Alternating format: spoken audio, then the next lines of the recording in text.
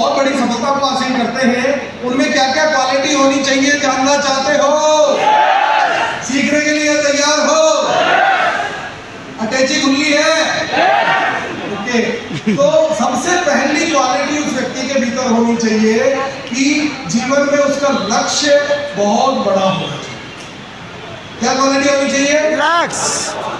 जिनका लक्ष्य बड़ा नहीं होता वो जीवन में कभी बड़ी सफलता को हासिल नहीं कर सकते। मैं अपना एक पर्सनल उदाहरण देकर के आपको बताता हूँ। 12वीं कक्षा तक मेरे 90% मार्क्स आया करते थे।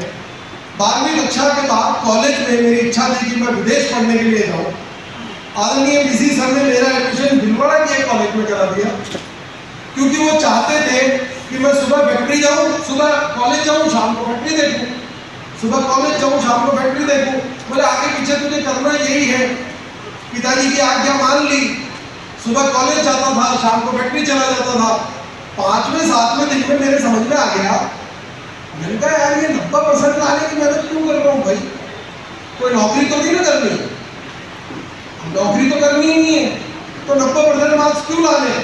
तो उस दिन टारगेट घटा के कर दिया कि अब सिर्फ 40% मार्क्स लाने अपने। कितने लाने? 40। हाँ, अच्छा 40 छोड़ो, मैं तो पढ़ाई छोड़ भी देता तो भी फैक्ट्री मेरी थी, पर पढ़ाई इसलिए नहीं की कि नौकरी करनी थी, पढ़ाई इसलिए की क्योंकि छोकरी ढंग की चाहिए। तो 40% मार्क्स लाए कि भैया वो छोकरी को पता होना चाहिए कि इसके पास डिग्री है। बात समझ में आ रही है?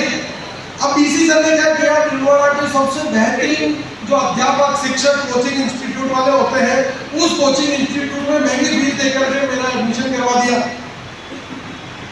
अब मैं मानी कौन सोचूं, मैंने कहा भिलवाड़ा का नंबर 1 टीचर छोड़ो, भारत का नंबर 1 टीचर भी लेके आ जाओगे तो वो टीचर क्या करेगा? सारा मेरे को ला दे 40 से तो 100 कैसे दिला दे?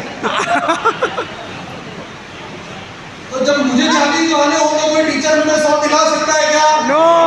आपको लाख कमाने हैं तो आपको जिंदगी में डायमंड कोई नहीं बना सकता। अगर यहाँ पर मैं आऊँ, चाहे साक्षात बीसी सर आए, साक्षात टीसी सर सेमिनार करने आ जाए, उद्देश्य अगर टारगेट अगर लाख 2 लाख कमाने का है, जिंदगी में कभी डायमंड नहीं बनता। तो आज से अपने लक्ष्य को बढ़ाकर सबसे पहली जरूरी चीज क्या है? लक्ष्य का बड़ा होना। बात समझ में आ रही है?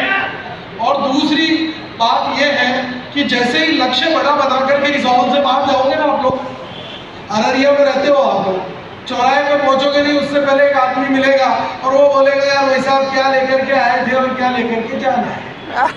तो सारे गुब्बारे की हवा, लक्ष्य वहीं गायब कर देगा। बात ठीक है, हम अपने साथ इस दुनिया से जाते वक्त एक चवन्नी नहीं ले जा सकते। ले जा सकते हैं क्या?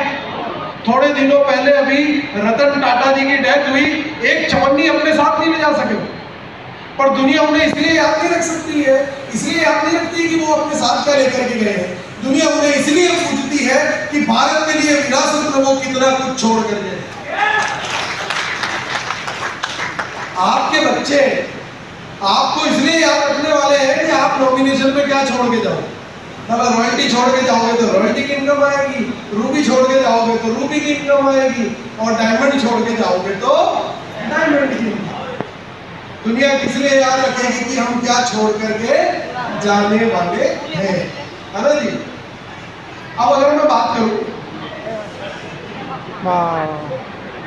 ये जो भाई साहब है, इन भाई